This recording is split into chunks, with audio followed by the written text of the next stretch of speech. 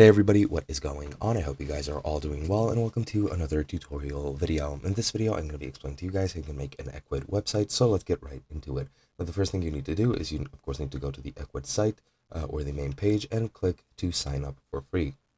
Once you sign up, you can also select a paid plan, which will allow you to do a couple of different things, which are very useful to promote your store and make sure it functions correctly. I won't be doing that since I don't have the money to open up stores simply for tutorials, but otherwise, once you create your account, you'll arrive at your dashboard. It'll prompt you with a questionnaire just to help you set up your store. But once that's set up, you'll be able to go through this here checklist. You can set up your website and storefront, or you can just go to website and go into overview and edit everything from here.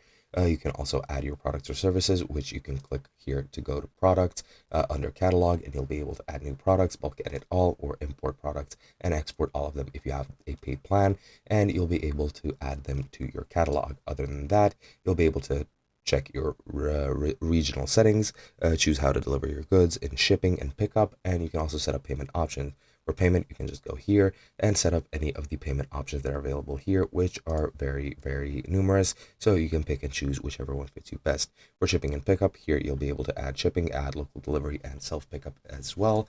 And that is pretty much how you set up your site. Once that's done, people will be able to visit your site. You can promote it however you want. You also have the marketing tab, which will help you set up marketing campaigns and ads.